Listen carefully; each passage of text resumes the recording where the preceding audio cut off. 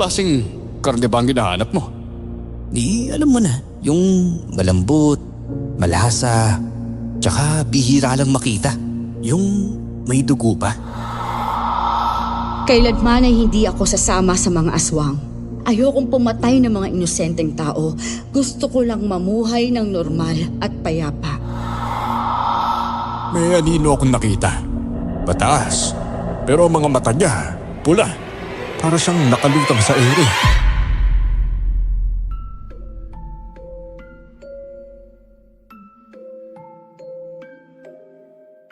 Sa buhay ng tao, may nawawala, meron ding dumarating. Ganyan ang nangyari sa karinderya ko nang makahanap ako ng bagong tagaluto. Ang pagkain ay madaling maubos, lalo na kapag masarap ito. Madaling makahatak sa mga mamimili.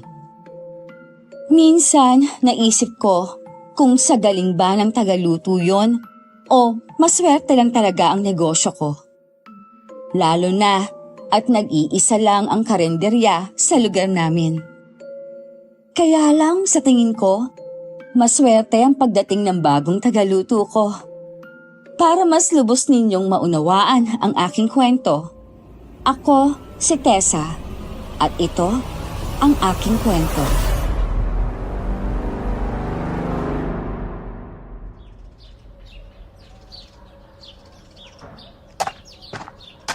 Hoy Tessa, wala ka lutong ulam?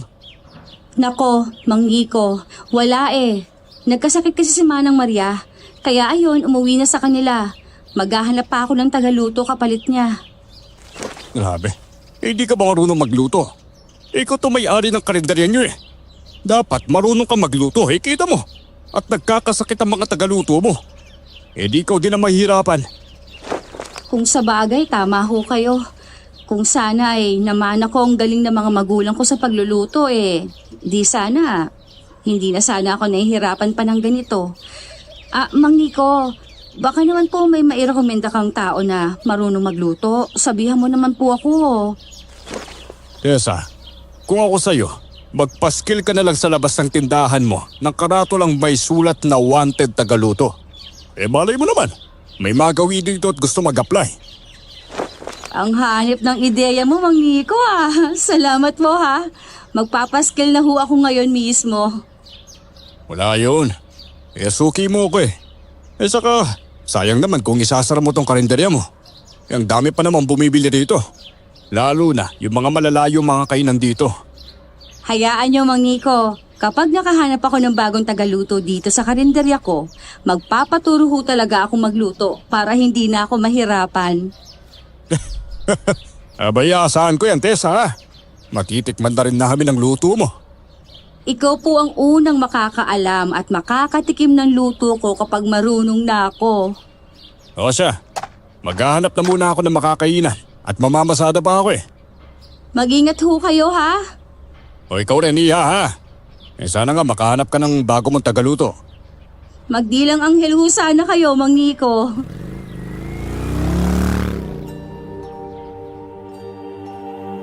Tumangulang siya sa akin at pinaandar na ang dalang tricycle. Napabuntong hininga ako, sabay titig sa nakasara kong karinderya. Ito na ang bumuhay sa amin ng pamilya ko mula pa noon. Nang mamatay ang mga magulang ko, ay ipinamana sa akin ang kainan. Wala naman akong talento sa pagluluto, kaya kumuha ako ng tagaluto ko. Tama nga ang kasabihan na walang nagtatagal sa mundo. Pumasok na ako sa loob ng kainan at kumuha ng pentel pen at karton ng sigarilyo. Sinulat ko doon na naghahanap ako ng tagaluto. Nang makita yung ayos na yon, ay ipinaskil ko na ito sa labas ng karenderya. Ilang sandali pa ay pumasok ulit ako para maglinis ng buong kabahayan dahil wala naman akong gagawin. Kinahapunan, sunod-sunod na katok ang narinig ko sa labas, kaya dali-dali kong binuksan ang pintuan at nakita ko ang isang ginang kasama ang batang babae.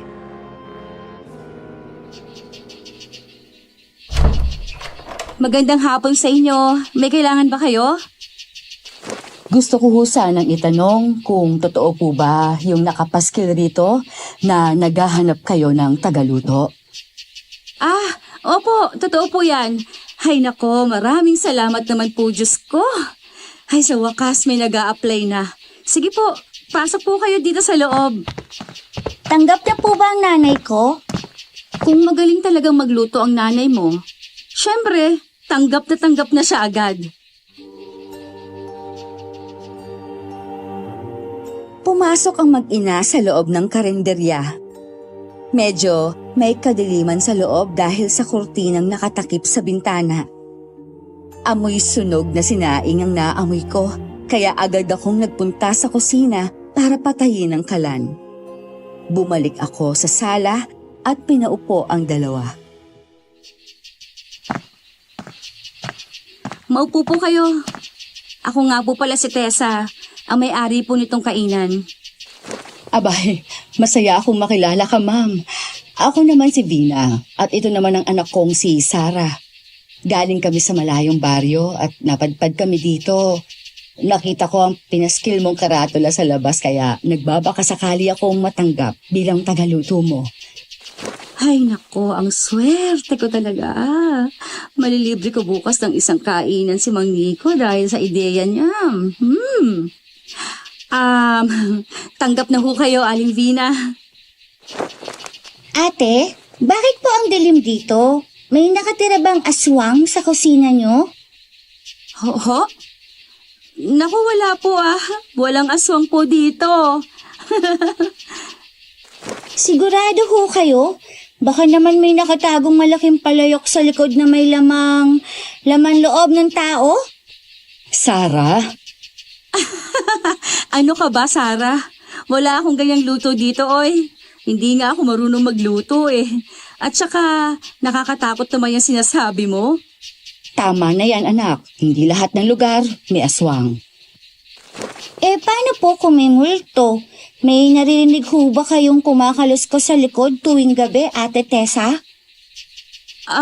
Minsan, parang may humihilik sa likod kahit wala namang natutulog doon. Pero, dala lang yun ng hangin o mga pusang dala, kaya... Baka dating luto nyo yon. Baka may galit sa inyo. Katulad ng kalderetang kambing. Di nagalit ang kambing sa'yo. Sarah, wala namang ganon. Alam mo, nakakatakot na yung pinagsasabi mo.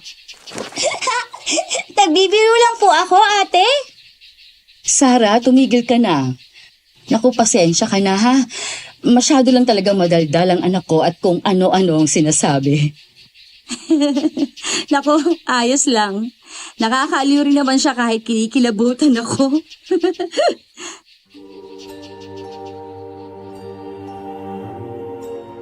Habang nag-uusap kami, biglang pumitik ang ilaw sa kisame. Saglit kaming nagkatinginan ng ginang. Ilang beses akong bumuga ng hangin upang mawala ang kaba.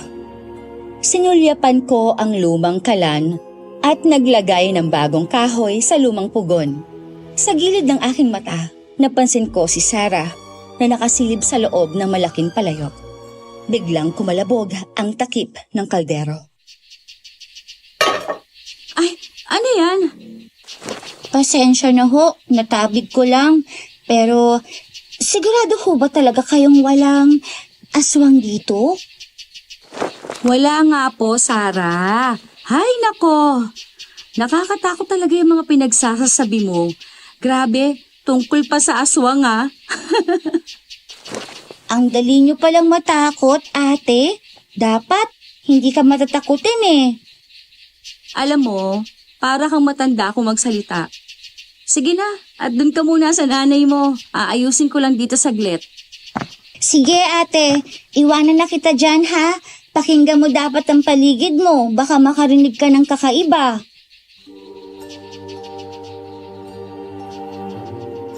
Nang matapos ang ginagawa ko ay bumalik ako sa sala at umupo kaharap ni Aling Vina at kinausap siya. Pasensya na ho kayo, Aling Vina. May ginawa lang ako sandali sa kusina. Ayos lang yun. May hihilingin sana ako sa'yo, ma'am. Ano ho yun? Sabihin niyo lang, huwag ho kayo mahiya. Wala kasi kaming matutuluyan ng anak ko eh. Pwede bang dito na rin kami tumira? Dito na po tayo titira, Nay. Hindi na tayo palipat-lipat ng tirahan. Huwag kang maingay, anak. Tiningnan ko ang paligid ng maliit kong karinderya. Sa likod ng kusina, may 3 silid na dating tinutuluyan ng aming pamilya. Pero matagal na akong mag-isa sa lugar na ito. Alam kong magiging mas masaya kung may kasama ako. Kahit pa, lagi akong tinatakot ni Sarah. Hay nako, wala pong problema, Aling Vina. May bakanting kwarto naman at pwede po kayong tumira rito. Pero, Yes! May kwarto na kami! Yay! may pero, Sarah. Huwag mo akong tatakutin sa gabi, ha? Maliwanag ba? Sige po, ate. Pero paano kung may kumatok ng 10 oras ng gabi? Bubuksan niyo po ba? Ha? Anong klaseng tanong yan? Wala namang kakatok sa... Sino yon?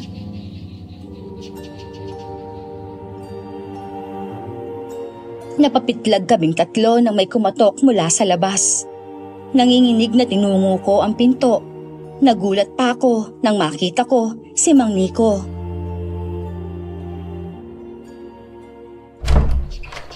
Diyos ko po!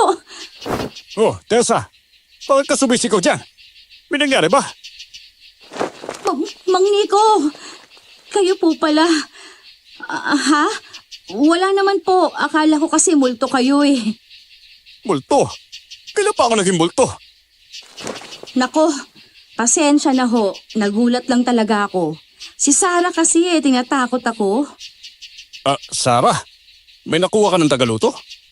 Ay nako, opo. Ang galing ng ideya mo, Mang Nico. Kaya bukas, libre ang pagkain mo dito. Talaga? O sige, asahan ko yan bukas ha. Naku, si Mang Nico naman eh. Para namang ayaw maniwala sa sinabi ko. Abay, naniniwala ako sa'yo. O sige na, alis na ako. Mag-ingat ka palagi, iha ha. Sige ho, salamat. Ingat po sa pamamasada nyo.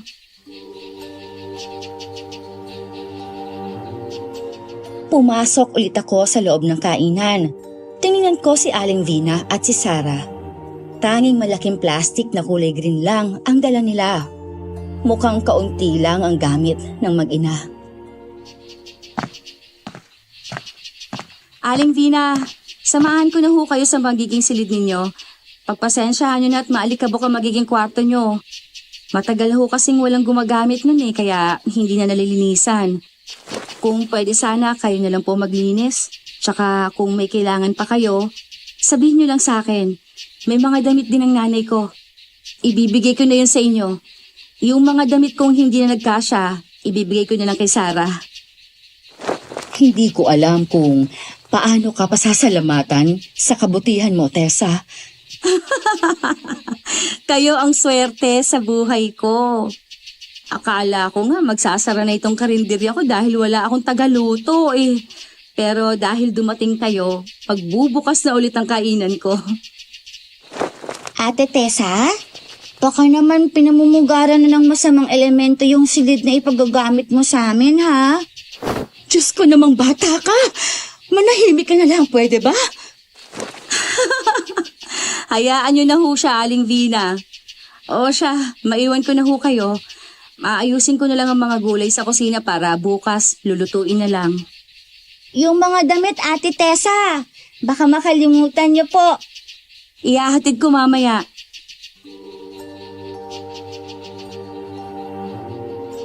Noong araw na yon ay naging magaan ang pakiramdam ko. Lalo na sa mag-ina, kahit na nga ba palaging nananakot si Sarah.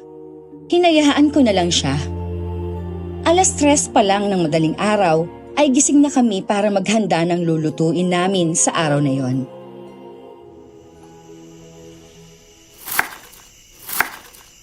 Aling Vina, Kaya niyo ho kaya ang 10 putahe ngayong araw? Wala namang problema sa akin, Tessa. Kahit ilang putahe pa yan. Nakakabilib naman ho ang kasipagan niyo. At ang bilis ng kilos niyo. Dati na ho ba kayo nagluluto? Oo, sa dati kong pinagtatrabahuhan. Kaya pala ang galing niyo. Hulog ka talaga ng langit sa akin. Dahil sa sayang naramdaman ko ay bigla akong niyakap si Aling Vina na ikinagulat niya. Hay nako, pasensya na ho. Nadala lang ako ng emosyon ko.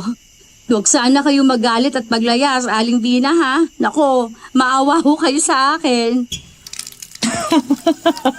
Ano bang pinagsasabi mo? Sige na, iwanan mo na ako at marami pa akong lulutuin. Ayaw mong tulungan kita? Mas mabilis ang gawain kapag dalawa tayong gumawa. Hayaan mo na ako dito, Ining. Tatawagin na lang kita mamaya kapag luto na ang bawat putahe para mailagay mo na sa labas. Sige ho, kung yan po ang gusto ninyo. Sa labas na lang ho muna ako. Salamat sa pag-intindi, Tessa.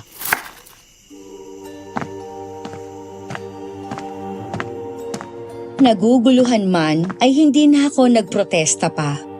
Inayos ko na lang ang mga lalagyan ng ulam. Makalipas ang ilang oras, ay isa-isa ko nang inilapag ang mga putahe sa pahabang kahoy. Isa-isa na nga ang pumasok ang mga customer namin.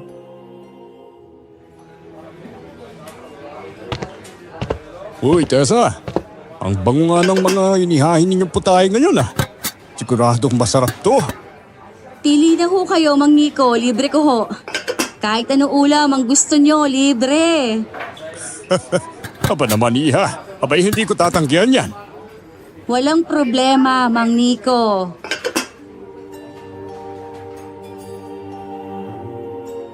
Mabilis ang galaw ko sa pagbibigay ng order ni Mang Nico.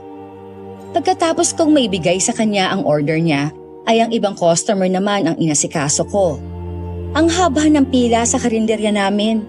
Ang 10 putahe ay nadagdagan pa ng ilang klaseng ulam. Lahat ng customer namin ay iisa ang sinasabi. Kakaiba raw ang sarap at lasa ng aming ulam ngayon. Masarap at kakaiba. Uy, Tessa. Pwede bang ipakilala mo ako sa bago mong tagaluto? Baka kasi single pa eh. Bala ko sanang ligawan. Aagawan nyo pa talaga ako ng tagaluto, Mang Nico, ha? Nako, kumain na lang po kayo sa karinderya ko araw-araw para matikman nyo ang luto niya. Abay, hindi ko naman siya matitikman. Hoy, Mang Nico! Diyos ko naman kayo! Mamasada na lang ho kayo at marami nang gustong sumakayo. Ay, naku, hindi na mo mabiro ang batang gina eh. O siya, mababasada na ako ha. Salamat sa libre mo ha. Walang anuman. Tsaka ngayon lang ho yan. Wala nang bukas. Kung kakain ka, magbabayad ka na. Bay, ayos lang na magbayad ako. Basta may pakilala mo ako sa bagong tagaluto mo. Hay nako, Mang Nico. Umalis na lang ho kayo. Ang kulit nyo talaga.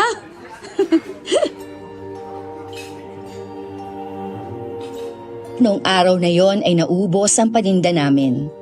Malaki ang kinita ko, kaya masayang masaya ako. Agad ko namang binayaran si Aling Vina. Mas nakakapagod kasi ang trabaho niya. Namalengke din agad ako. Ngunit pagdating ng gabi ay bigla na lang nawala ang kalahati ng pinamili kong karne. Wala namang asong gala sa lugar namin at hindi naman yon mabubuksan ang refrigerator. Kaya naman tinanong ko si Aling Vina tungkol sa nawawalang karne.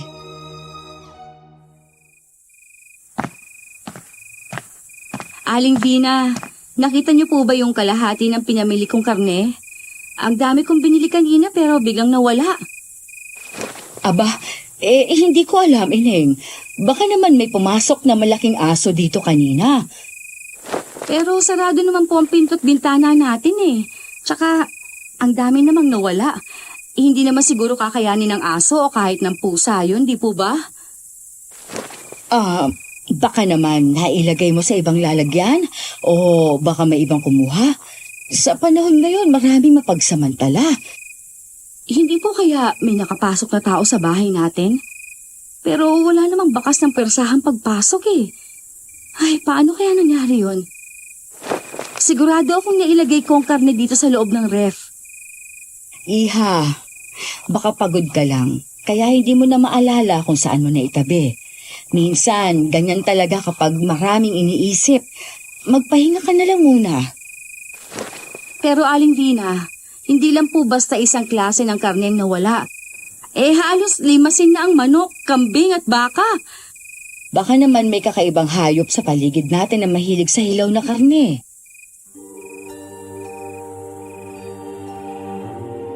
Napaisip ako sa sinabi ni Aling Vina. Sino ba ang kakain ng hilaw na karne? Hindi kaya totoo ang sinabi ni Sarah na may aswang? Napapansin ko rin ang kakaibang kilos ni Aling Vina. Kaya mula noon, hindi na ako nagpakakampante. Pinagmamasdan kong palagi ang kilos niya. Ni minsan, hindi ko ito nakitang kumakain, maging si Sarah. Maaga akong nakakatulog kaya hindi ko na rin napapansin kung kumakain ba sila o hindi. Araw ng linggo, hindi kami nagbukas ng karinderya. Nakita ko sina Aling Vina at Sarah na tila ang naglalaro, kaya agad ko silang nilapitan. Aling Vina, kumain na ho ba kayo? Oo, kakatapos lang namin kumain. Oo nga ate, ang sarap-sarap ng karne. Lalo na at may... Sarah? Anong karne? Ang ibig niya sabihin ay dinugo ang manok. Nagluto kasi ako eh. Gusto mo bang kumain? Ha? Huwag na ho. Aling Vina, ayos lang ho ba kayo dito sa bahay? Napapansin ko kasing matagal kayong matulog at palagi pa kayong nakatingala sa buwan. Huwag mo akong alalahanin, Tessa. Ayos lang naman ako. Mabuti naman ho kung ganon. Magpahinga ho muna tayo ngayon at bukas na ulit tayo magbubukas. Sige, Neng. Salamat.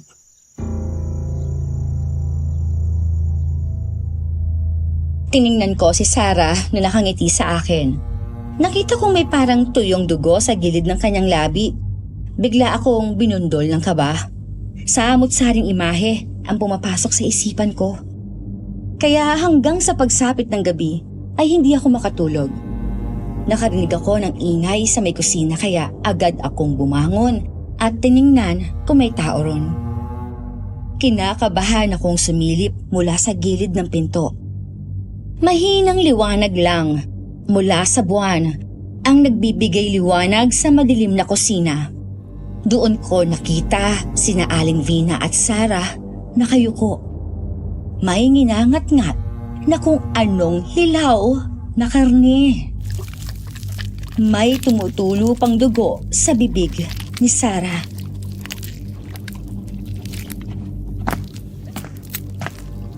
Anong ginagawa nyo? Tessa, gising ka pa? Anong ibig sabihin nito, Aling Vina? Ate Tessa, gusto mo? Malambot to, parang nilagang baka pero mas juicy nga lang. Aswang kayo? Diyos ko! Naku, Ate Tessa, huwag mo namang isigaw. Baka may makarinig. Hindi naman kami maingay kapag kumakain eh. Paanong hindi ako sisigaw? Mga aswang kayo. Alam nga namang maging masaya ako. Pasensya ka na, Iha, kung hindi ko agad sinabi sa'yo. Noon pa man, iba na kami dahil isa kaming aswang. Pero hindi naman namin yun ginusto. Pero kung aswang kayo, ibig sabihin nananakit kayo ng tao. Grabe ka, Ate Tessa. Hindi naman kami mamamating tao ha. Organic lang kami. Ang kinakain namin, hilaw na karne at dugo ng hayop. Para maging malusog kami, ganon. Pero sana Ate Tessa, Huwag niyo namang ipagsabi ang nalalaman mo tungkol sa amin. Baka kuyugin kami ng mga tao eh. Katulad na nangyari noon sa amin ni nanay. Ang dahilan ng pagkamatay ng tatay ko. Bakit? Ano bang nangyari noon? Noon, nang malaman ng mga taga-baryo na aswang kami, sinunog nila ang bahay namin. Kinatakutan kami ng lahat. Hindi kami binigyan ng pagkakataon na ipaliwanag ang sarili namin. Tatakas na sana kami nang bigla kaming harangan. Kaya naman, isinakripisyo ng asawa ko ang sarili niya para makatakas kami at dito na nga kami napadpad. Diyos ko, grabe naman ang sinapit niyo sa kamay ng mga tao. Nagkaroon ng katahimikan. Tanging tunog ng kuliglig sa labas ang maririnig. Ilang beses akong napalunok. Ramdam ko ang bigat ng nararamdaman ni Aling Vina. Hindi kami pumapatay ng tao, Tessa. Kahit ganito kami, pinili naming mabuhay ng maayos. Dugo ng hayop ang iniinom namin at ang kinakain namin, mga karne lang ng mga hayop. Kaya pala lumayo kayo. Dahil sa mga taong walang puso at mapanghusga, mabuti na lang sa baryo namin kayo napadpad. Oo ate, kailangan namin umabante sa buhay at sayang naman ang isinakripisyo ni tatay kung hindi namin yun pahahalagahan. Hay nako, alam mo Sarah, hindi ko alam kung bata ka pa o matanda na. May mga pahugot ka pang nalalaman eh. Gusto lang kitang patawanin ate, para hindi ka matakot sa amin.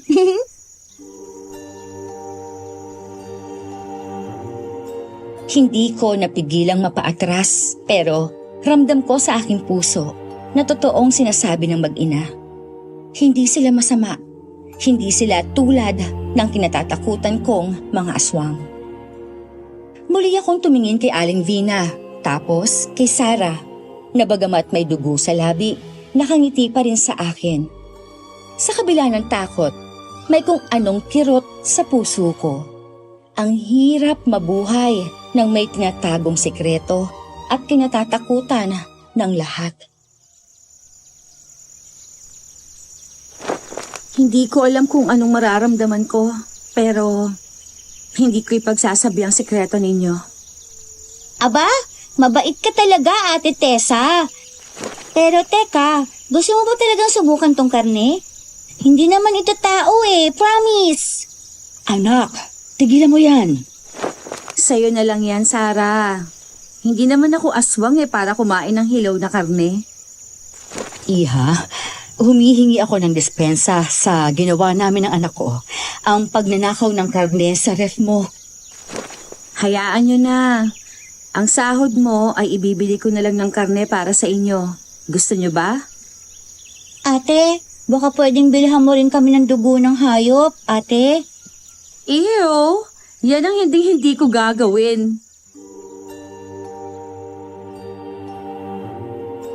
Malakas na tumawa si Sarah habang si Nanay Vina ay napangiti ng bahagya. Sa gabing yon, bagamat may kaba pa rin sa puso ko, alam kong hindi dapat katakutan ng mag-inang Vina at Sarah, kundi dapat kong unawain ang sitwasyon nila. Kinabukasan ay maaga kaming nagbukas ng karinderya. Katulad ng dati, pinipilahan pa rin kami ng mga customer. Ang isa sa sikat na putaheng niluluto ni Aling Vina ay ang dinuguang manok. Pulang-pula kasi ang likido at malambot pa ang karne. Nakita ko si Mang Nico na papasok sa aming kainan. Magandang tanghali, Mang Nico. Anong order nyo? Yung katulad pa rin ng dati. At saka may bago akong kasama ha. Naging kasama ko dati sa trabaho. At saka gusto daw din kumain ng dinuguang manok ninyo. Naku, wala pong problema. Ihahanda ko lang ang order nyo. O sige, tigdilimang kanin kami ha. Lakas kumain ah. Ang sarap kasi ng ulam ninyo dito eh. Hindi ko magawang mag-diet kapag ganito kasarap ang ulam.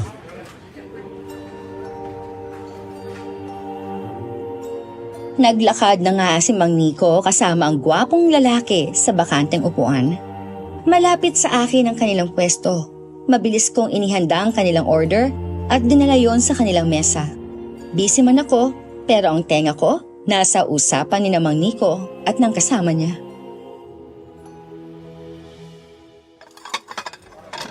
Ba? Mang Nico ah. Matagal na tayo hindi nagkikita. Mukhang batang-bata ka pa rin ah. Ay nako, Paulo. Ikaw nga tong hindi tumatanda eh. At saka malakas ka pa. Anong hangin ang nagdala sa'yo rito? Gusto ko sanang makatikim ng masarap na karni. Yung sabi nila, kakaiba raw ang mga karni dito. Totoo ba yun? Ba siyempre naman. Pero teka, anong klaseng karne ba ang hinahanap mo?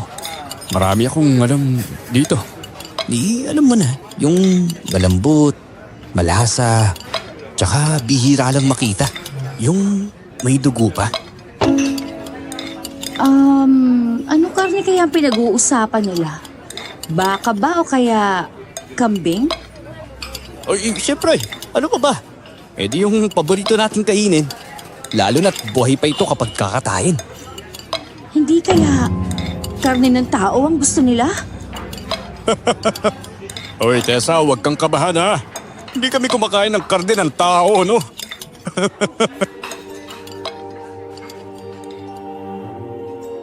Napalunok ako sa sinabi ni Mang Nico.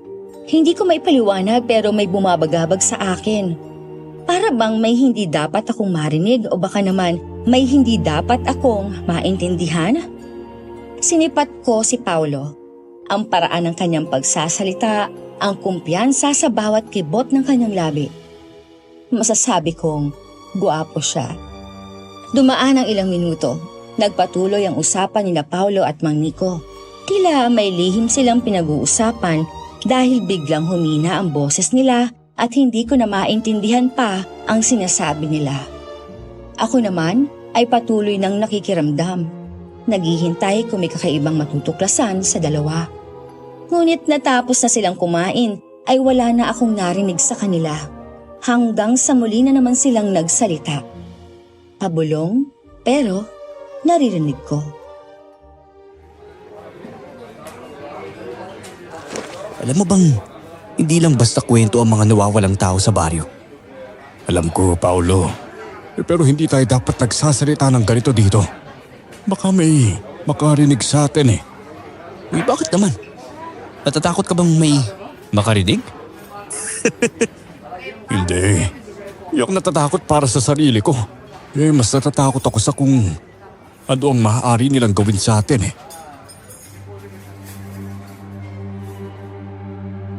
Napatingin ako sa kanila. May kung anong kilabot ang gumapang sa aking likuran. Hindi ko alam kung paranoia lang ba yun o may dapat nga akong katakutan sa narinig ko mula sa kanila. Lakas loob ko silang nilapitan.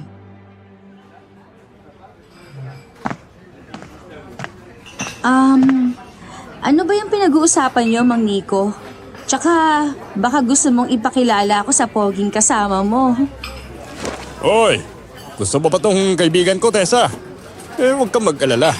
Ilalakad kita sa kanya. Ay sus! Ikaw talaga, Mang Nico. Hindi ka nga marunong manligaw eh. Ilalakad mo pa ako. Nakakatawa ka pala, Binibini. Hayaan mong ipakilala ko sarili ko. Ako nga pala si Paulo. Tessa ang pangalan ko. Anong pinag-uusapan niyo kanina? Ang seryoso ah. Gusto mo bang malaman ang pinag-uusapan namin, Tessa? Basta hindi nakakatakot ang pinag-uusapan ninyo. Ayos lang. Minsan. Ang takot kasi hindi lang dapat sa kwento, kundi sa realidad din.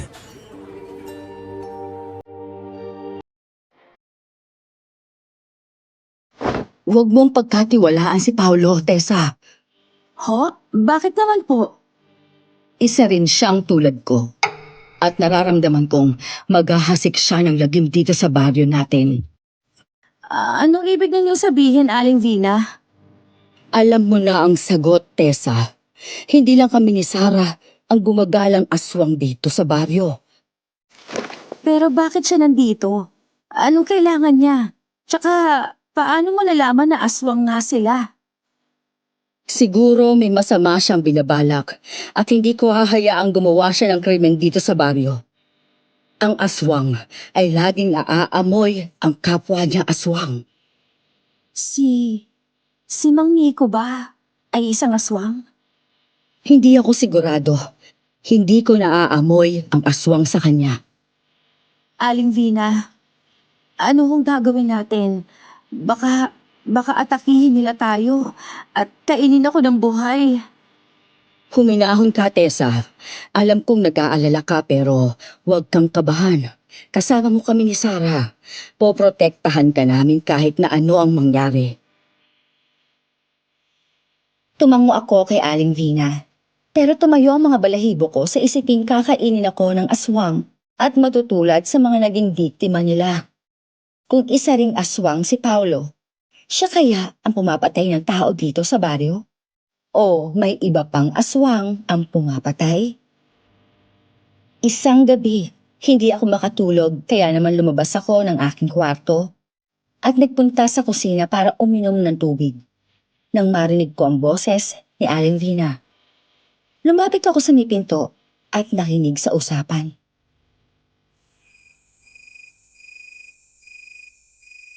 Aling Vina, bakit ba ang tigas ng ulo mo? Kung papayag ka na lang na maging isa sa amin, hindi ka magugutom kailanman. At tayo magiging hari at reyna ng lugar na ito. Hindi! Hindi ko ipagpapalit ang prinsipyo ko sa pagiging halimaw na katulad mo. Wala akong balak manakit ng inosente at gawin silang pagkain. Alam mo bang tinanggihan mo ang pinakamagandang alok sa buhay mo? Isipin mo, Aling Vina, kapangyarihan, kayamanan, walang katapusang lakas. Pero mas pinili mong mabulok sa karinderyang ito bilang isang tagaluto? Nababaliw ka na ba? Kapangyarihan? Wala akong pakialam sa mga sinasabi mo. Hindi mo kasi makita ang simpleng katotohanan. Isa kang halimaw na walang awa. Kahit anong sabihin mo, hindi mo ako mapapapayag sa gusto mo. Ah, ganun. Akala mo ba hindi kita mapapabagsak? Tandaan mo, isa ako sa pinakamalakas sa lahi namin. Kung hindi ka sasama sa akin, gagawin kitang kaaway. Eh alam mo naman siguro kung anong nangyayari sa mga kaaway ko, hindi ba? Ha! Akala mo ba natatakot ako sa iyo, Paulo? Isa ka lang agaras at gabo na naman ako. Mas malakas ako kaysa sa iyo. Kahit pa ako lang mag-isa, ipaglalaban ko ang baryo na to. Ang taas ang tingin mo sa sarili mo, Aling Vina. Matanda ka na. Pero tingnan natin kung hanggang saan ang tapang mo kapag buong baryo ang makakaalam ng pagiging aswang mo. Anong ibig mong sabihin? Malalaman mo na lang kapag tinuyog ka na ng mga tao, Aling Vina. Marami akong plano, kaya humanda ka.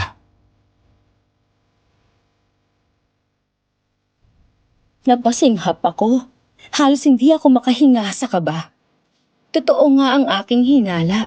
Si Paulo, ang aswang na pumapatay ng tao sa baryo. At ngayon, may mas madilim pa siyang balak.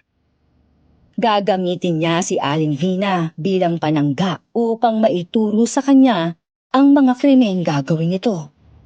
Napahawak ako sa aking dibdib. Pinipigilan ang mabilis na pagtibok ng aking puso. Hindi ako pwedeng manahimik na lang. Kailangan kong tulungan si Aling Vina sa kahit na anong paraan. Kinabukasan ay nagbukas pa rin kami ng karinderya. Katulad ng nakaraang araw, marami pa rin pumipila sa kainan namin. Pumasok si Paulo at umorder.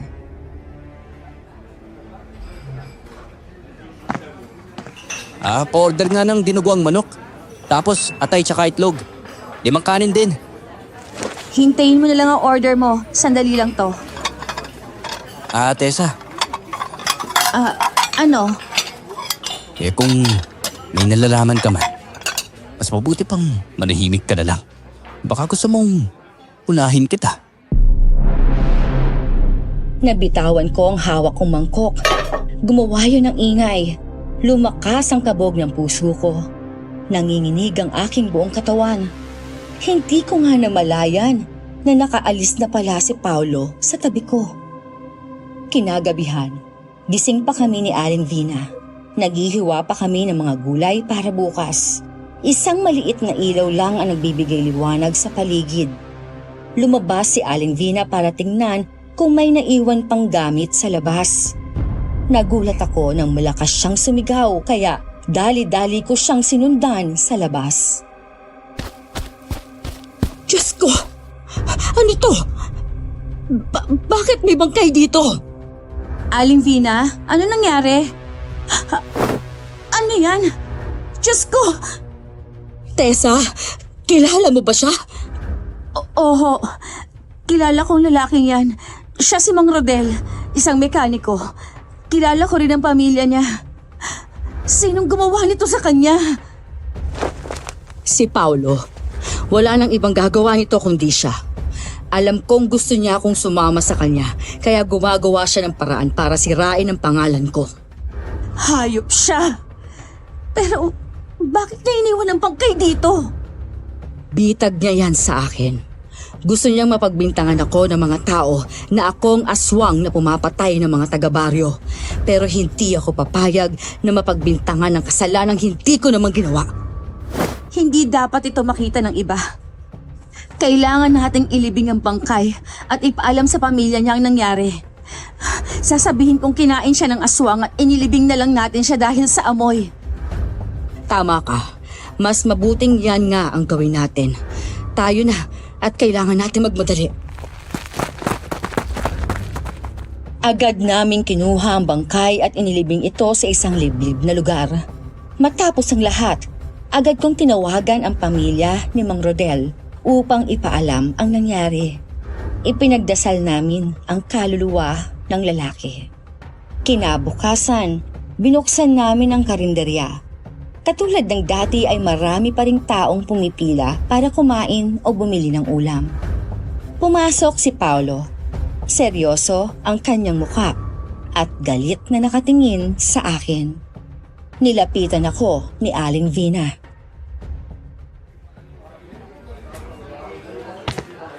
Magandang umaga, Aling Vina. Tessa, Anong kailangan mo, Paulo? Bakit nandito ka na naman? hindi ko akalaing mas matalino ka na pala kaysa sa inaakala ko, Aling Vina. Nagkasabagay, may kakampi ka nga naman.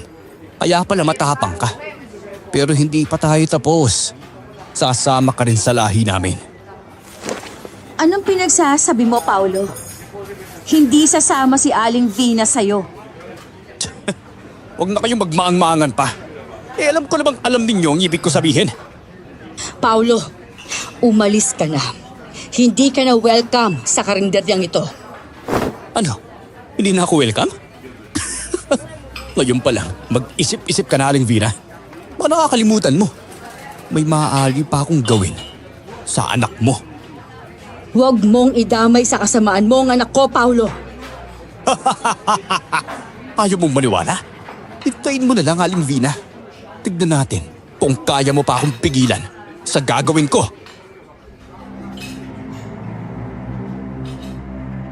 Nagbabantang lumabas si Paulo at iniwan kaming may kaba sa dibdib. Nagkatinginan kami ni Aling Vina, parehong kinakabahan sa maaaring mangyari. Pagsapit ng gabi, tahimik ang paligid. Nakita ko mula sa bintana na may aninong gumagalaw at agad kong pinuntahan si Aling Vina sa kanyang kwarto para gisingin. Aling Vina, gising! May tao sa labas. Si Paulo, sigurado ako, naaamoy ko siya. Kailangan natin protektahan si Sarah. Baka kunin niya ang bata. Huwag ka mag-alala dahil poprotektahan ko si Sarah kahit na anong mangyari. Kukunin ko ang itak sa kwarto ko. Kailangan nating ipagtanggol ang sarili natin. Kinuha ko ang itak at bumalik sa kwarto nila Aling Vina at Sarah. Biglang bumukas ang pinto at doon tumambad si Paulo. Hindi siya nakaanyong aswang pero may dalang patalim. Huli na kayo, Aling Vina. Kaya pag-isipan mo mabuti ang sinabi ko sa'yo bago pa may gawin akong masama sa anak mo at saka kay Tessa. Huwag mong gagalawin ang anak ko at si Tessa! Paolo, tigilan mo na si Aling Vina. Hayaan mo na siya mamuhay bilang isang tao. Hindi mo alam kung gaano kaimportante ang tulad ni Aling Vina sa lahi namin. Lalo na't isa siyang gabunan. Kailangan namin ng lakas niya! Bigla akong sinugod ni Paolo ngunit nagawa kong iwasan ang atake niya. Mabilis ang naging galaw ko. Itinulak ko siya at nahulog siya sa sahig. Mabilis siyang inundaya ni Aling Vina gamit ang kahoy at tinamaan siya sa ulo.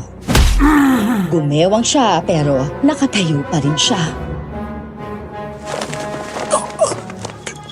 Hindi pa to ang huli. Babalikan kita, Aling Vina! Kahit na ilang ulit mo pa akong balikan, hindi pa rin ako sasama sa lahi ninyo. Umalis ka na at huwag ka nang babalik pa. Hindi ako susuko! Hindi!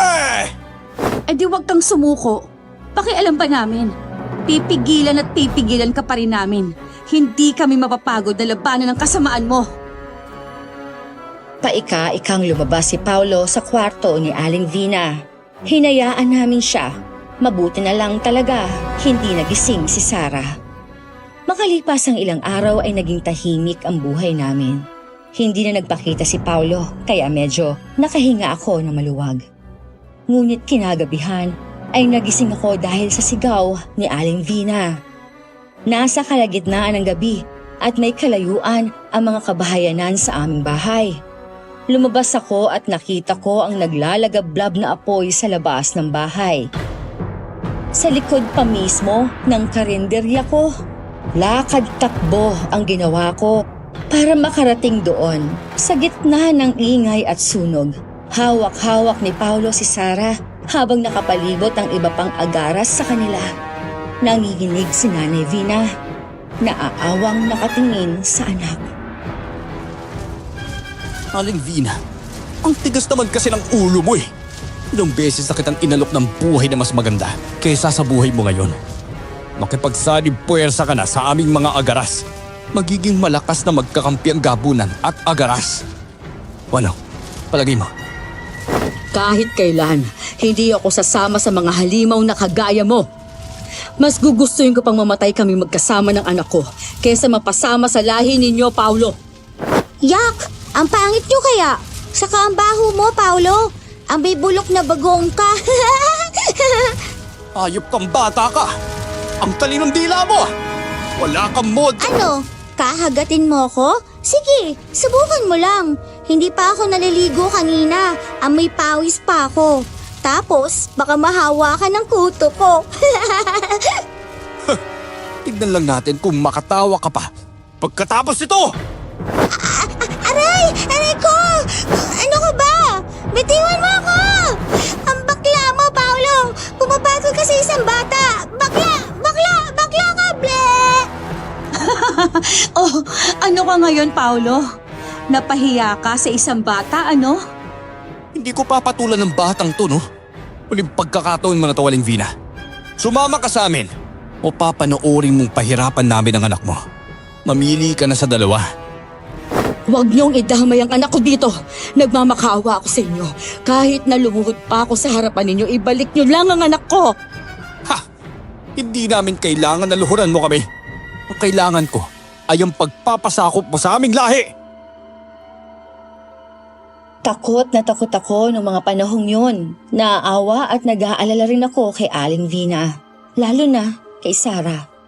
Nang maisip ko si Lolo Omar na isang albularyo, ay mabilis akong tumakbo papunta sa bahay niya. Medyo may kalayuan yun pero ayos lang. Ang mahalaga, matulungan ko si Aling Vina. Kaya lakad-takbo ang ginawa ko. Hindi ako huminto at ilang sandali pa nga ay nakarating na ako sa bahay ng matandang albularyo. Lolo Omar! Lolo Omar, tulungan niyo po kami! Lolo Omar! Tulungan mo ako! Buksan mo ang pinto! Bumukas ang pinto at lumabas si Lolo Omar. Isang matandang payat ngunit matikas pa rin. May suot siyang lumang kamiseta at isang pulang panyo sa leeg. Bahay, ha? Anong nangyayari? Parang hinahabol ka ng asa sa itsura mong yan, ah. Si Aling Vina po, kailangan niya po ng tulong.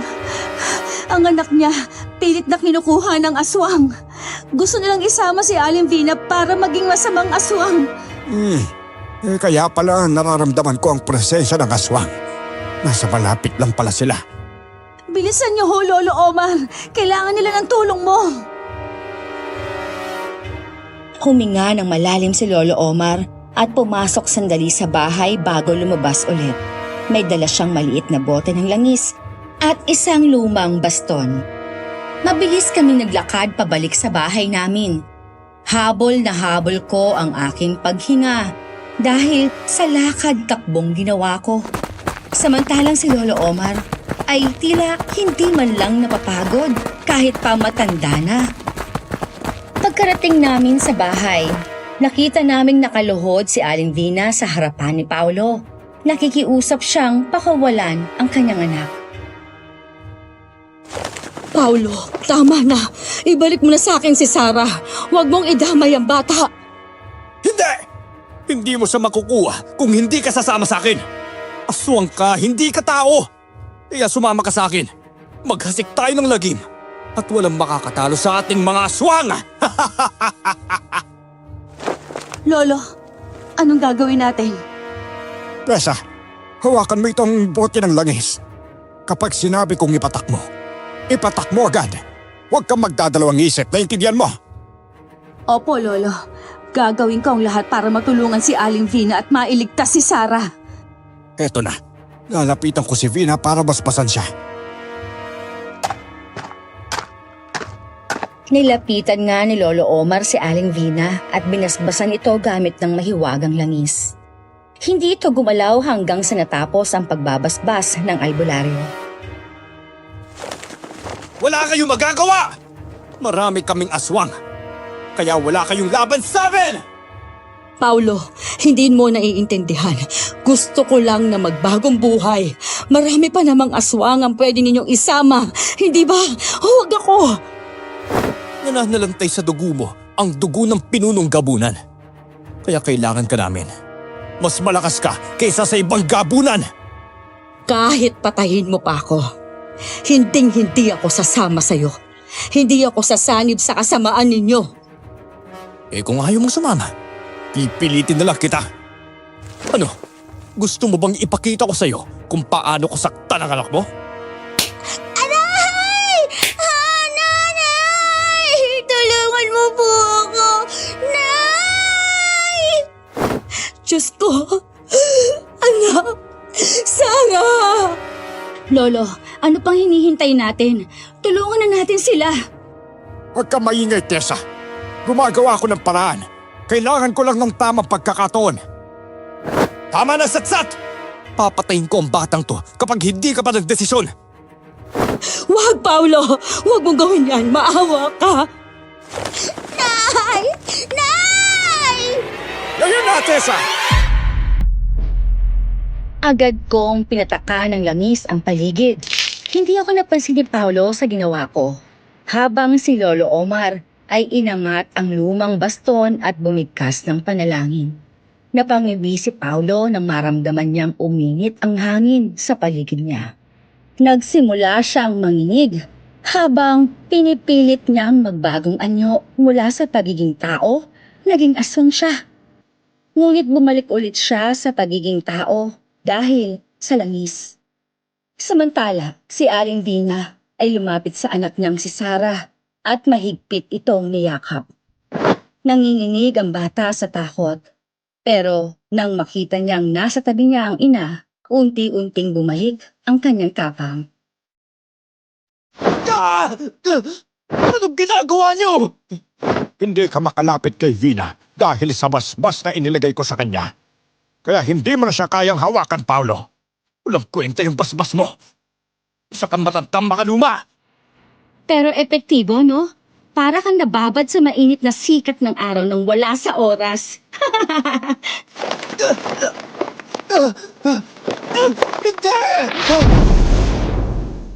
Nagsimulang lumiyab ang balat ni Paulo.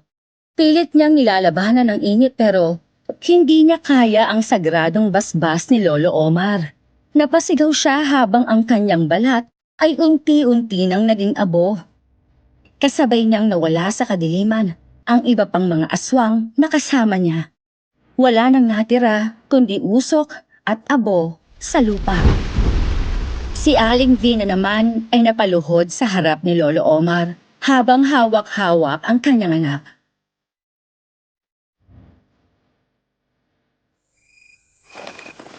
Maraming salamat sa inyo. Maraming salamat sa inyong tulong. Kung hindi dahil sa inyo, hindi ko mababawi ang anak ko. Lahat ng aswang ay masama, Vina. Ang puso ang tunay na bantayan ng pagkatao. Lagi mong tandaan yan. Tsaka, aminin mo, parang bida ka sa pelikula kanina, ha? Saka Aling Vina, pamilya tayo. Ikaw ang nagpapalakas ng karinderya ko. Alam kong mabuti yung puso mo. Kaya hindi ko hahayaang mapahamak kayo. Tessa, ikaw lang ang tumuring sa akin na parang bang kauri ninyo. Salamat, Iha. Nay, salamat po. Pinagtanggol ninyo ako. Ate Tessa, Lolo, salamat sa pagligtas niyo sa amin ni Nanay ha. Hindi ho namin makakalimutan ang gabing ito. Wala yun. E di patuloy mo na naman akong aasarin, ano? Tatakutin po kita, Ate Tessa.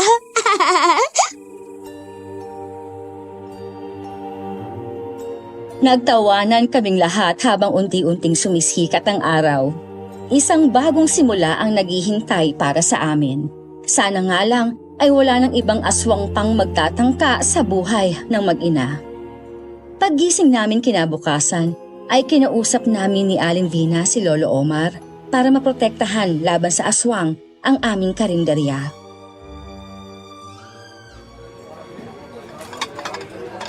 Lolo Omar, kumain po kayo. Libre ko po. Aba, ay, hindi ko tatanggihan yan, Iha. Pili na po kayo, Lolo Omar. Ako po nagluto niyan lahat at hindi po ako mapapahiya sa inyo. Totoo po yan. Kita niyo po ang pila ng tao?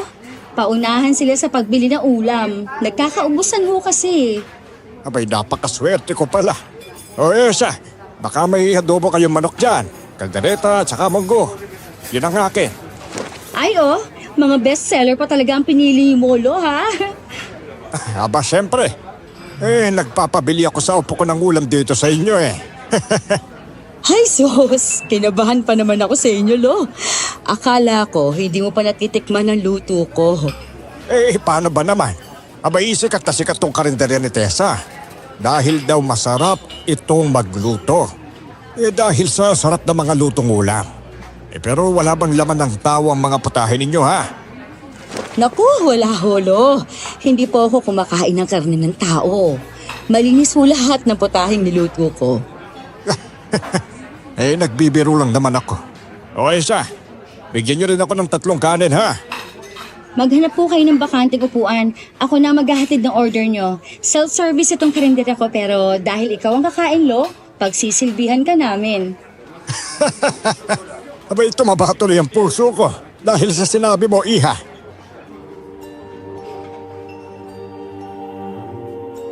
Nginitian ko lang siya. Umupo si Lolo Omar sa isang bakanting silya malapit sa bintana. Ilang sandali pa ibinigay ko na ang order niya. Bumalik agad ako sa trabaho ko. Maraming customer, kaya halos hindi kami makaupo ni Aling Vina. Kasama naman namin si Sarah habang kausap si Lolo Omar. Kinukulit niya ang matandang albularyo.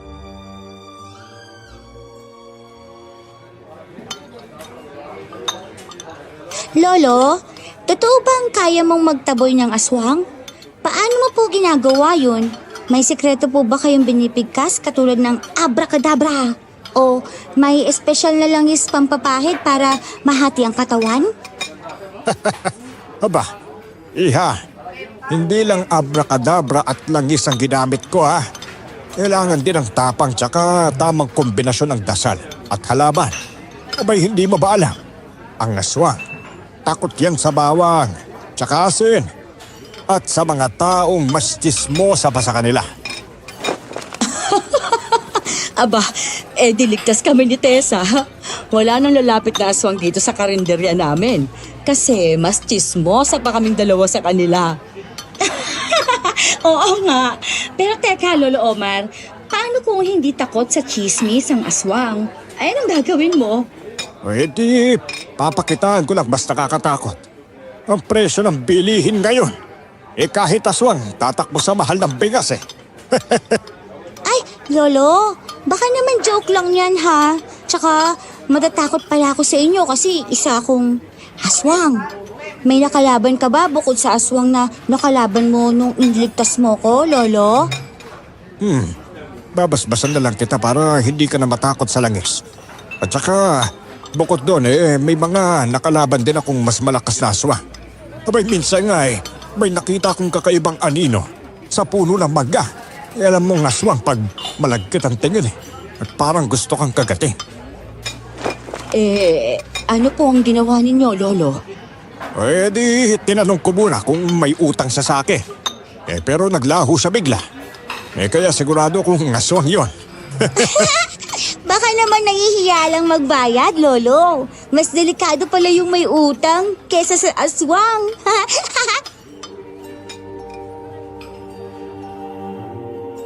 Nagkakatawanan kaming lahat habang tuloy ang aming kwentuhan. Si Sarah, hindi pa rin tinatantanan si Lolo Omar sa katatanong tungkol sa mga aswang at kung paano ang tamang pagtataboy sa kanila. Maging kami ni Nanay Vina ay aliw na aliw sa kanilang usapan. Habang abala si Sarah sa pakikipag-usap, dumaan naman ang isang customer na napahinto sa usapan nila.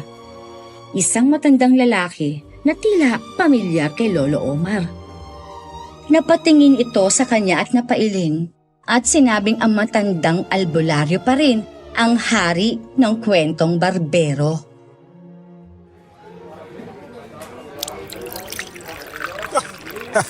Abay, siyempre. Pero huwag ka mag-alala ha. Lahat ng kwento ko, may halong katotohanan talaga yan. Sino po siya, Lolo? Siya lang naman ang dating aswang na napabait ko. Talaga, Lolo? Ang galing mo naman. Idol na kita. Paglaki ko, gusto ko maging isang albularyo kagaya mo, Lolo. Lolo, matatalo ko kaya ang sarili ko? Kasi nga, isa akong Anak, tama na yan. Ang talino mo talagang bata ka. Huling tanong na po, Lolo. O ano yun? Natatalo po ba ang aswang kapag nakaamoy ng utot? Hindi ba mabaho ang utot ng tao?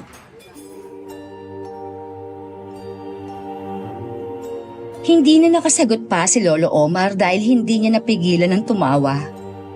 Maging kami rin ni Aling Vina ay hindi rin napigilang matawa. Tuloy pa rin ang aming masasayang kwentuhan habang patuloy naming inaasikaso ni Aling Vina ang mga parokyanong patuloy na dumarating. Isang umaga, abala kami sa karenderya. Dumadami ang mga parokyano namin. Abala din ako sa pagkaserbisyo kasama si Aling Vina at si Sarah. Habang busy kami sa mga customer, biglang dumating si Mang Nico. Matagal na siyang hindi nagagawi dito sa kainan namin. Aba, Mang Nico! Ang tagal niyo lang hindi napapadaan ah. Akala ko nakalimutan niyo na kami dito. Ay naku, abay hindi naman. Medyo naging abala lang sa bukid at tinigil ko na sandali ang pamamasada. Pero heto, bumalik ako para tikman ulit ang paborito kong adobong atay at saka dinuguang manok. Siya pala si Mang Nico. Naikwento ka ni Tessa sa akin. Malakas daw kayong kumain ng adobo ko. Abay, hindi ko naman ikakailayan, Aling Vina. Lalo na, ikaw ang magluto. Abay, siguradong simot sarap ang plato ko. Mang Nico, taga saan po kayo? Dyan lang sa kabilang kanto, Iha. Sa may tabing ilog. Doon, nag-aalaga ako ng manok tsaka baboy. Pero namamasada talaga ako. Ay, oo nga pala, Mang Nico. Kilala niyo po si Paolo, di ba? Kasama niyo siya dati kumain kayo dito. Si Paolo. Oo naman. Matagal ko na siyang kilala. Teka, bakit mo na itanong? Napansin ko lang, hindi ko na ho siya nakikita nito mga nakaraang linggo eh. Hindi na kayo magkasama? Saglit na natahimik si Mang Nico. Hinuhuli ko lang siya. Gusto ko lang malaman kung may alam siya sa pagiging aswang ni Paulo. Nag-isip muna siya bago sumagot. Kami naman ni Aling Vina ay nagkatinginan.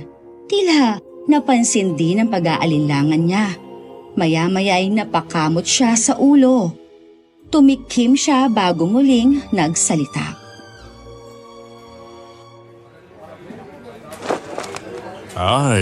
Ewan ko.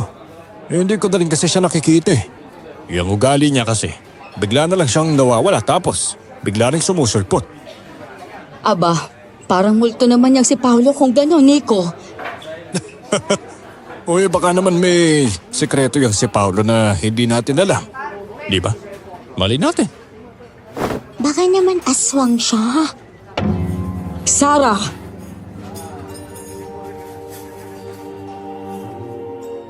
Natawa kami sa sinabi ni Sarah. Pero napansin kong hindi nakitawa si Mang Nico. Sa halip tumingin siya sa akin. Parang may gustong sabihin pero nagdadalawang isip.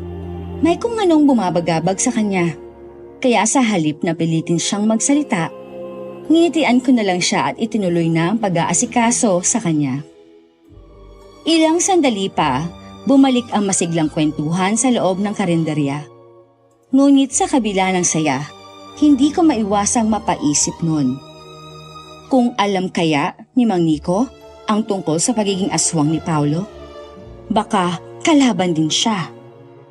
Pagsapit ng gabi, nasa isang mesa kami kasama sina Aling Vina, Sarah at Lolo Omar. Tahimik na humihigop ng kape si Mang Nico sa isang sulok. Sa labas, malamig ang hangin. Ang ilaw ng poste ay kumikislap-kislap. Mahinang tugtog ng radyo ang maririnig sa paligid. Tingnan mo si Mang Nico. Parang may sariling mundo. Iniisip niya kaya ate kung paano maging isang aswang? Tapos, baka gusto niyang sumama sa masamang aswang katulad ni Paulo. Ano ka ba? Hindi to biruan, Sarah. Pero seryoso, parang may bumabagabag sa kanya eh. Kayo na pa siya tahimik? Ay nako, hayaan nyo na lang siya. Pero alam ninyo, may kakaiba akong nararamdaman eh. Ay, Lolo, wag naman ganyan. Baka may biglang bumagsak na kung ano dyan tapos ako pa ang unang matamaan. Tsaka, matatakutin ho si Ate Tessa. Hindi ko lang alam kung dapat ko nung sabihin pero parang may nakita akong kakaiba kagabi. Ano yon, Mang Nico? May kinalaman po ba kay Paulo? Gabi na yon, papauwi na ako. Sa may punong santol sa tapat ng bahay ninyo, may anino akong nakita. Mataas, payat, pero ang mga mata niya, pula. Para siyang nakalutang sa ere. Teka lang, anino? Tapos lumulutang sa ere? Hindi yan normal, Ate Tessa. Kung ganon, tama nga ang hinala ko. Na hindi lang si Paulo ang dapat natin bantayan. Baka may mas malakas pang nagmamanman sa inyo, Vina.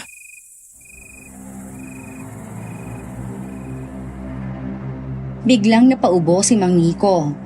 Natahimik naman kami, alam naming patay na si Paulo pero dahil alam kong dating magkakilala silang dalawa kaya imposibleng hindi niya nalaman ang tungkol sa pagkawala ng kaibigan. Kaya mas kailangan naming bantayan ang kilos niya at maunahan sa anumang binabalak niya.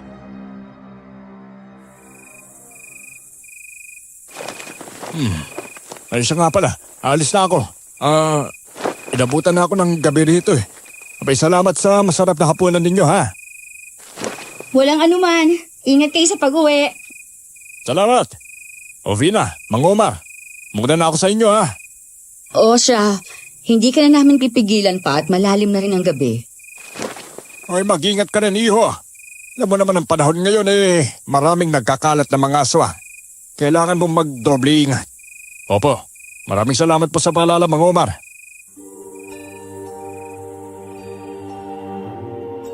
Umalis na nga si Mang Nico. Nang masigurado kong nakalayo na siya ay agad kong kinausap si Lolo Omar. Lolo, paano natin mapoprotektahan ang karinderya at bahay namin? Baka sigurin na naman kami ng mga ibang aswang na katulad ni Paulo. Natatakot ako may magtangka na naman sa buhay ni na Aling Vina at Sara eh. Alam ba kong ritual? Isang pananggalang na kayang itaboy ang mga nilalang na katulad ng aswang. Pero hindi ito ganun kasimpleng gawin. Kailangan natin ang dugo ng tandang, asin, at isang piraso ng damit ng aswang. Ha? Damit ng aswang? Saan naman tayo kukuha nun, Lolo? Magnanakaw tayo sa damit ng aswang? Paano kung ipakulong tayo? Sara, kahit kailan hindi ka nauubusan ng kalokohan, oo. Pero tama siya, Lolo. Paano natin makukuha ang damit ng aswang nang hindi nalalagay sa panganib ang buhay natin? Abay, bakit hindi natin gamitin ang damit mo, Vina? May basbas na kita. At gagawin ko rin yun kay Sara. Para hindi na kayo maapektuhan ng ritual na gagawin ko. Wala hong problema sa akin, Lolo. Gawin niyo ang tingin niyo ay mas tamang gawin para sa ikabubuti namin. Vina, ang trabaho ko ay tumulong sa kapwa, sa mga nangangailangan. Kahit ano pa siya, basta mabuti ang kanyang puso, abay tutulong at tutulong talaga ako.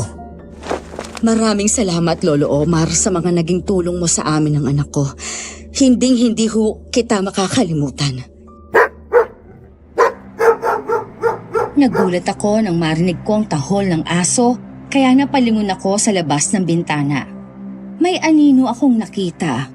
Mabilis na dumaan sa poste ng ilaw. Ilang sandali pa ay nawala rin agad. Nakaramdam ako ng takot pero isiniwalang bahala ko yon. Sa bahay na rin natulog si Lolo Omar para sa gagawing ritual kinabukasan. Pagsapit ng umaga, mas marami pang pumapasok na customer sa aming kainan. Hindi na nga kami magkamayaw ni Aling Vina sa pag-aasikaso. Nagluluto siya at kapag tapos na siya, ay tutulong siya sa akin para asikasuhin ang mga bumibili. Nang sumapit na ang gabi, ay isinagawa na nga ni Lolo Omar ang ritual. Una niyang binasbasan si Sara gamit ang langis. Pagkatapos ay isinagawa naman niya ang ritual para proteksyonan ang aming karinderya at bahay laban sa mga aswang. O sige, ihanda niyo ang asin at ang dugo ng tandang. Kailangan nating bumuo ng bilog sa paligid ng bahay gamit ang asin. Ang dugo naman, ipapahid sa mga pinto at bintana. Lolo, sigurado po ba kayo nagagana to? Baka naman lalo sila magalit sa atin. Basta huwag kang matakot, Iha. Ang ritual na ito ay matagal nang ginagamit ng ating mga ninuno para panlaban sa mga masasamang nilalang na katulad nito. Lalo na sa mga aswa. Lolo, paano naman yung piraso ng damit ko? Abayo, mahalaga yun. Kapag itinapon natin ito sa apoy, kasabay ng orasyon, masusunog ang koneksyon ng aswang sa bahay na ito. Mabuti naman kung gano'n. Sana matapos ng lahat ng ito, Diyos ko.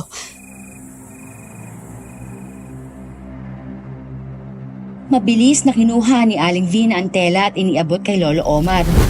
Agad itong sinunog ni Lolo habang binibigkas ang isang sinaunang dasal. Habang nagsisimula ang ritual, nagsindi si Lolo Omar ng 3 kandila. Isa sa harap ng bahay, isa sa may pintuan ng karinderya, at isa sa may likod bahay. Bawat kandila ay binuhusan niya ng langis at pinatakan ng dugo ng tandang. Sa paligid ng bahay, maingat naming ikinalat ang asin. Si Nanay Vina naman ay may hawak na palaspas habang nagdarasal. Si Sara ay mahigpit na nakapikit at nagdasal din. Habang binibigkas ni Lolo Omar ang dasal, biglang lumakas ang hangin. Nagsimula rin magtahulan ang mga aso sa paligid. Napatingin kami sa labas at may anino roon na gumagalaw sa dilim. Sa ngalan ng liwanag ng ating mga ninuno, ako ay humihiling ng proteksyon laban sa kadiliman. Diyos ko, gabayan niyo po kami. Huwag niyo ho kaming pababayaan sa kamay ng masamang aswang. Lord, sana naging tao na lang kami ni Nanay. At sana hindi na po kami hanapin at saktan pa ng mga aswang. Mananaig ang liwanag kaysa kadiliman. Biglang lumiyab ang apoy sa 3 kandila. Parang may hindi nakikitang puwersang nais pumasok pero hindi makalapit. Maya-maya pa, isang malakas na huni ng uwak ang pumuno sa paligid. Kasabay nito ay ang unti-unting pagbalik sa normal ng lahat. Ang hangin ay humina, ang mga anino ay nawala, at ang mga aso ay huminto sa pagkahol.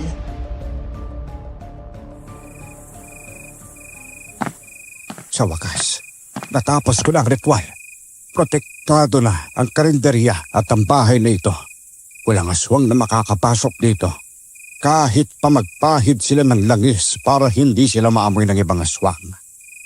Hulog kayo ng langit, Lolo. Salamat sa tulong ninyo. Salamat, Lolo Omar. The best ka talaga. Dahil sa ginawa mo, Lo, libre ka na sa karinderya namin araw-araw. Ba naman hindi ko tatanggihan talaga ang grasya na yan.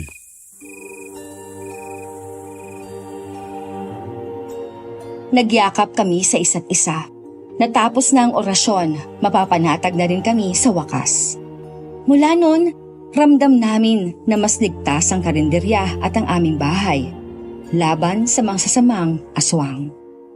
Makalipas ang 1 linggo, muling nagpakita sa amin si Mang Nico. Hindi ko maintindihan kung bakit ayaw niyang pumasok sa loob ng kainan. Nakaupo siya sa loob ng kanyang tricycle, malapit lang sa lagayan ng mga ulam. Tahimik siyang nakatingin kay Nanay Vina. Para bang may nais siyang sabihin dito.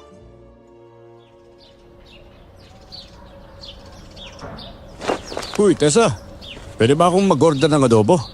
Dito na lang ako kakain sa tricycle ko. Bakit hindi ka pa pumasok dito sa loob, Mang Nico? Mas komportable kung kumain dito. Wag na. Nagmamadali kasi ako pasuyo na lang sana, pwede ba? O siya, sige. Sandali lang po at ihahanda ko ang order nyo. Tessa, ako na lang ang maghahatid kay Nico ng order niya. Pero Aling Vina, masama ang pakiramdam ko sa pagdating niya. Ibig sabihin, isa siyang aswang. Dahil hindi siya makapasok dito sa loob ng kainan. Huwag ho kayong lumabas. Huwag mo akong alalahanin, Ineng. Alam ko ang ginagawa ko. Gusto ko na kasing matapos ang gulo nito. Kaya hayaan mo na ako. Ay naku, ang tigas ng ulo ninyo. Ay, pero sige na nga, alam ko namang kaya mo si Mang Nico kung sasaktan ka man niya. Inihatid na nga ni Aling Vina ang ulam na in-order ni Mang Nico. Ang tenga ko ay nakahanda ng makinig sa usapan ng dalawa.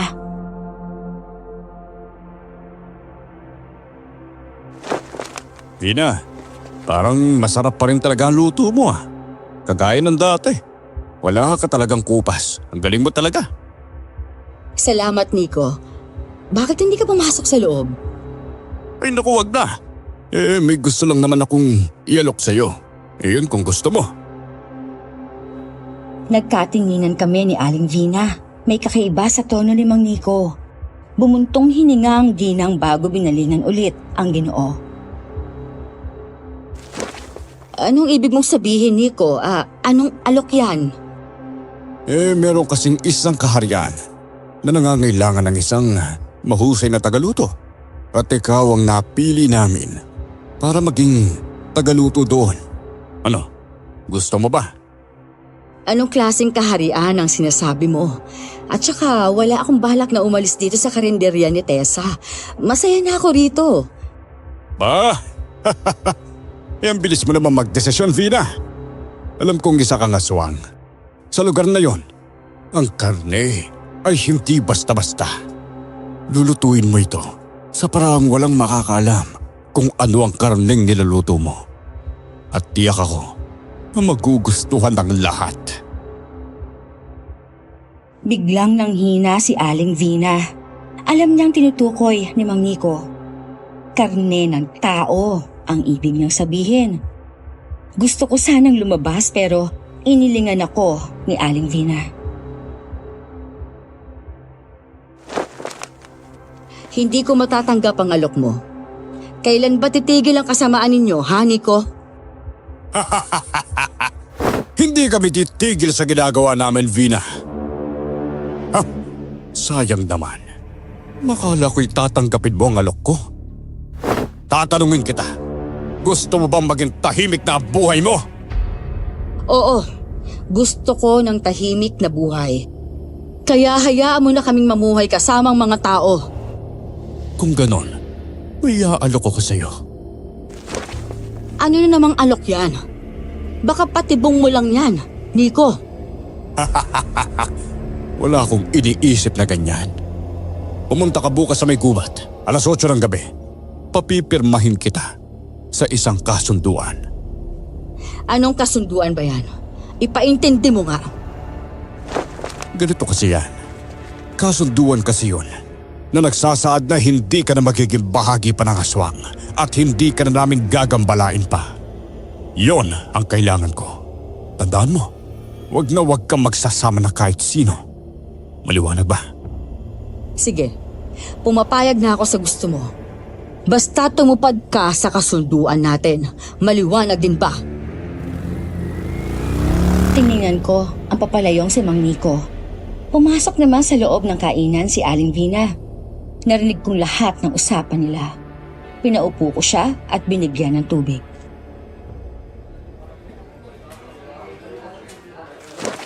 Anong balak mong gawin? Baka patibong lang yun ni Mang Nico para makuha ka niya. Yan din nga ang iniisip ko eh. Pero kailangan kong pumunta. Ano? Hindi pwede. May plano ako. Sasama kayo sa akin ni Lolo Omar pero hindi kayo magpapakita kay Nico. Dapat sapat ang distansya ninyo sa akin. Kung may gawin siyang masama sa akin, agad niyo akong matutulungan. Okay ba ang plano ko? Kung sa bagay, may tama ka. Sang-ayon ako sa plano mo. Sa ganung paraan, pwede nating matalo si Mang Nico katulad ng ginawa natin kay Paulo. Yan din ang iniisip ko, Tessa. Pagsapit ng gabi, ay nagplano kaming mabuti kung paano pababagsakin si Mang Nico. Handa na ang mga gamit ni Lolo Omar kung sakaling atakihin ng aswang si Aling Vina. Kinabukasan, pagsapit ng 8:00 ng gabi, nagpunta na nga si Aling Vina sa kagubatan kung saan sila magkikita ni Mang Nico. 2 metro lang ang layo namin sa kanya.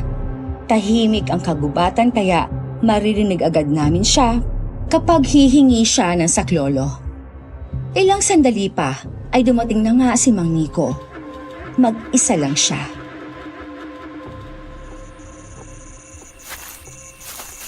Vina! Mabuti naman at dumating ka. Nandito na ako para sa kasunduan natin, Nico. Kaya sana tumupad ka. Ang tapang mo na. Bakit? Hindi ka na ba nadala sa nangyari sa asawa mo? Pinatay siya ng mga tao. Kaya sumama ka sa amin at pagharian natin ang mga tao. Hinding-hindi ako sasama sa'yo o kahit na sinong aswang. Kaya ibigay mo ng kasunduan natin. Huwag mo kong pilitin, Vina. Alam kong hindi mo ako matatalo. Sumama ka na at hindi kita sasaktan. Hindi ako natatakot sa'yo, Nico. Napakasinungaling mo talaga. Ha! Ang tapang mo ngayon ha. Pero hanggang kailan yan? Alam kong nararamdaman mo ang panghinayang, ang galit. At bakit mo ba ipinaglalaban ang mga taong pumatay sa asawa mo? Dahil may puso ako, hindi tulad mo. Hindi ako kasing sama mo. Sayang naman. Napakaganda mo pa naman, Vina. Magaling ka pa magluto. Kung sasama ka sa akin, edi wala na sana tayong problema ngayon. Alam kong hindi lang ang galing ko sa pagluluto ang gusto ninyo. Gusto niyong gamitin ang pagiging gabunan ko para sa pansarili ninyong kapakanan. Ang talino mo talaga, Vina. Pero sasama ka sa akin.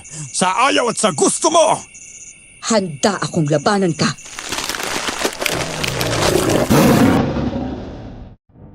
Biglang nagbago ang anyo ni Mang Nico.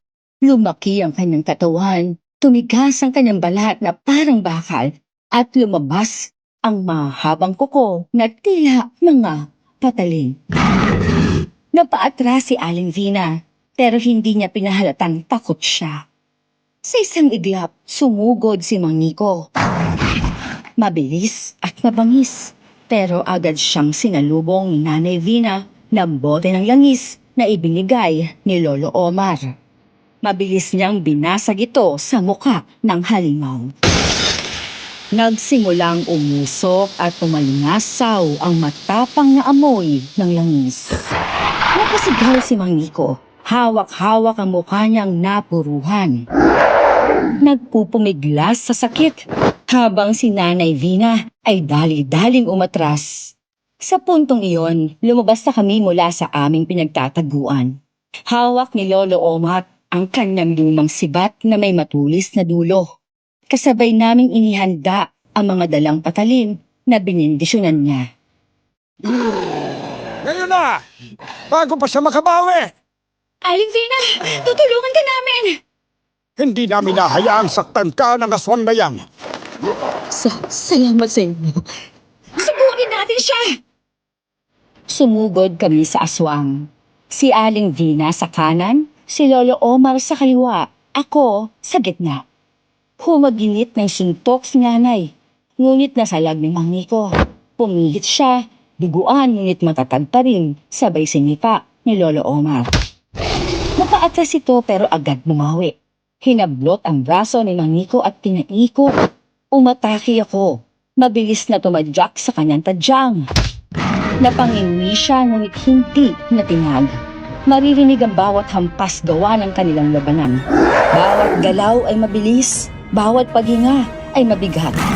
Alam kong hindi siya susuko, pero ganun din kami. Muli kaming sumugod ng sabay. Tatapusin na namin ang laban. Muling hinagisan ni Aling Vina ng langis ang aswang. Babawi ako sa ginawa niya sa akin. Babalik ako at tatapusin ko kayong lahat.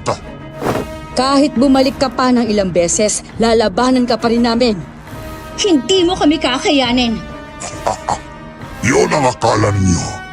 Hindi niyo manalaman kung kailan ako aatake. Bagamat sugatan at mahina, nagawa pa rin niyang makatakbo papasok sa kakahuyan. Lumulundag sa pagitan ng mga puno hanggang sa tuluyan siyang naglaho sa kadiliman.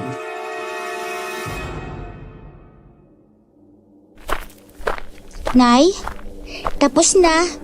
Naitaboy natin ang aswang. Salamat sa inyong lahat. Hindi ko to magagawa mag-isa. Ang tunay na tapanggiha ay hindi sa paghawak ng sandata, kung hindi sa pagpili ng tamang landas. Kahit na mahirap, pinili mong maging tao ang iyong puso. At yan ang tunay na tagumpay. Kailanman ay hindi ako sasama sa mga aswang. Kahit nakalahi ko pa sila. Ayokong pumatay ng mga inosenteng tao. Gusto ko lang mamuhay ng normal at payapa. Hanggat may mabuti kang puso, palagi kang magtatagumpay. Pero, paano kung bumalik si Mang Nico? Kung ganon, tatapusin ko na siya. Hindi ko siya hahayaang makatakas at nabuhay pa sa mundong ito.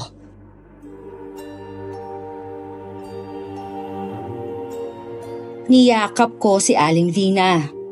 Umuwi kami at hindi nagbukas ng karinderya kinabukasan. Gusto ko kasing magpahinga na muna si Aling Vina.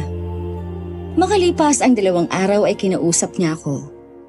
Gusto niyang magbukas ulit kami ng karinderya. Sigurado ka ba, Aling Vina? Baka mapagod ka eh. Magpahinga ka na lang kaya muna. Mag-aayos na ako. Sayang naman ang benta natin eh. Ay nako, ang tigas talaga ng ulo mo. Hayaan muna natin ang kikitain natin. Ang mahalaga, ligtas ka. Walang malambot na ulo, Tessa ha. Kung meron man, ibang ulo naman yon.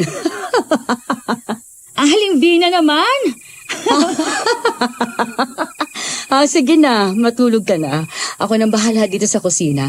Ihahanda ko lang ang mga sangkap para bukas. Sige ho, isasama ko si Sarah sa kwarto ko para may kasama siya. Mas mabuti pa nga.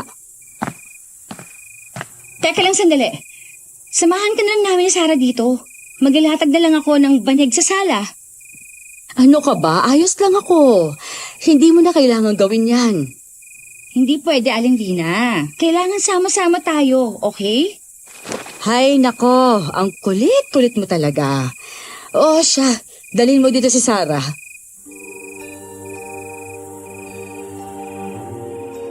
Mabilis ko ngang kinuha si Sarah sa kwarto at dinala sa sala. Dinala ko rin ang ilang unan at kumot. Mas mabuti yung sama-sama kaming tatlo.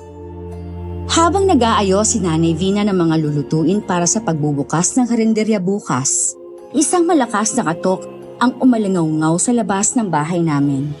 Agad siyang nagtungo upang tingnan kung sino yon.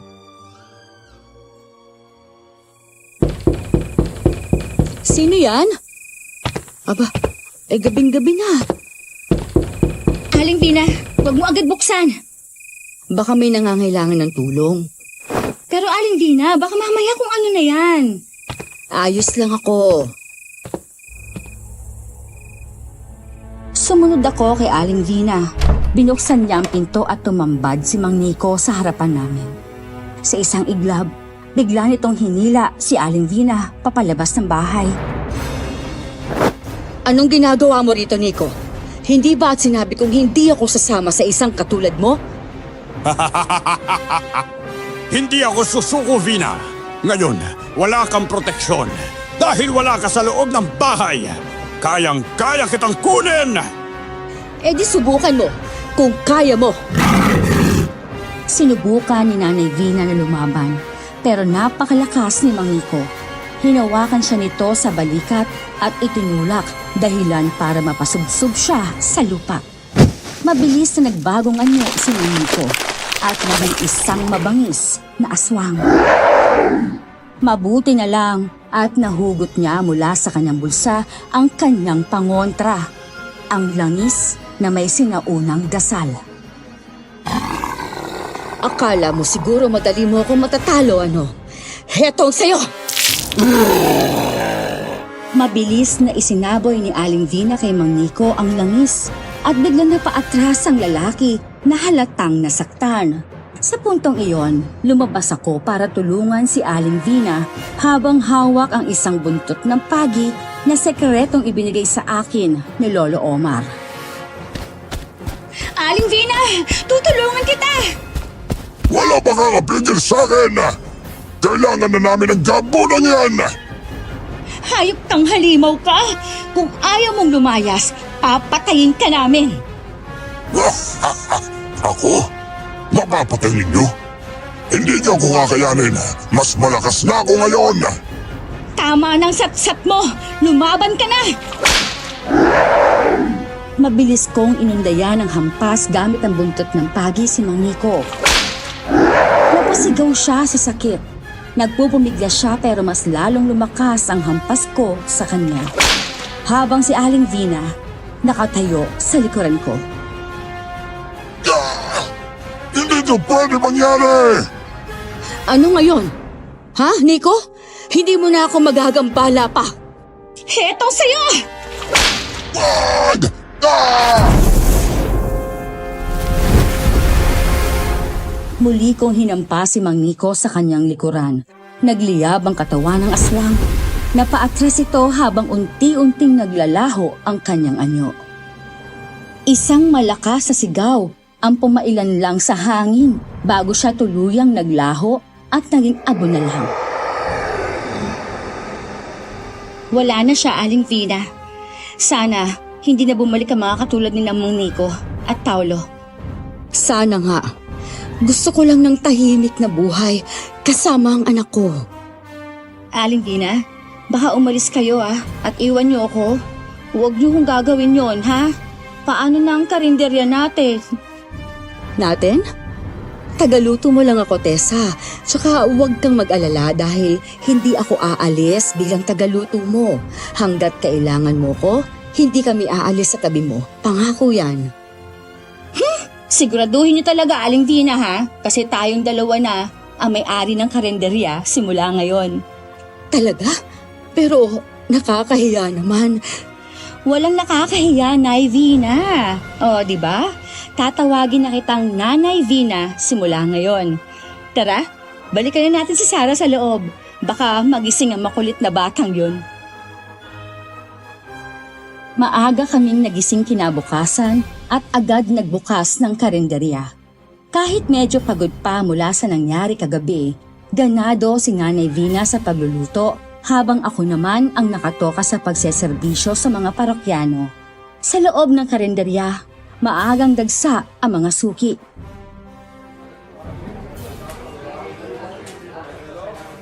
Oh, Nay, dagsa na naman ang mga customer natin. Malaki na naman ang kita natin mamaya. Pero yun nga lang, pagod tayo. Saka, Nay, papalibre tayo ng kape dito sa mga maagang pumipila. Abay, libre lang ba? Pwede natin gawin yan. Sabihan mo mga customer natin, baka magsiliparan ng mga yan. Ay nako, sigurado akong kumakalat ang balita tungkol sa kalendaryang hindi pinapasok ng aswang eh. Pero kahit anong mangyari ha, dito lang ako kakain. Sigurado akong ligtas eh. Lolo, hindi naman talaga pumapasok ang aswang sa karinderya. Pinapapasok po natin sila. Ang kulit mo talaga, no? Nay, paano kung may manggulo na naman sa atin katulad ni Mang Nico?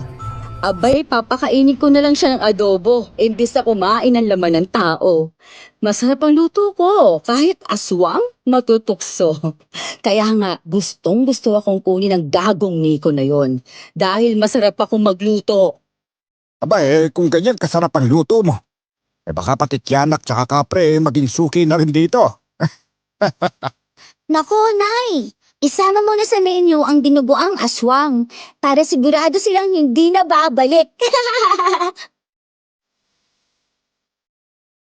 Natuwa kaming lahat sa sinabi ni Sarah. Nanatili si Nanay Vina sa karinderya bilang tagaluto at may-ari na rin ng kainan, habang si Sarah ay lumaking malayo sa takot sa mga aswang. Tinuruan din siya ni Lolo Omar kung paano gamitin ang mga pangontra laban sa aswang. Nagpatuloy ang magandang samahan namin ni Nanay Vina at Lolo Omar, at ngayon nga ay para kaming isang pamilya. Sa paglipas ng panahon, lalo pang sumikat ang karinderya namin. Hindi lang dahil sa malasa at lutong bahay na pagkain, kundi dahil rin sa kakaibang siglang bumabalot dito. Isang proteksyong misteryoso. Isang sikreto na tanging kami ni Nanay Vina at Lolo Omar lamang ang nakakaalam. Maraming salamat sa pakikinig ninyo sa aking kwento. Muli, ako si Tessa, and more power po sa mga channel ninyo.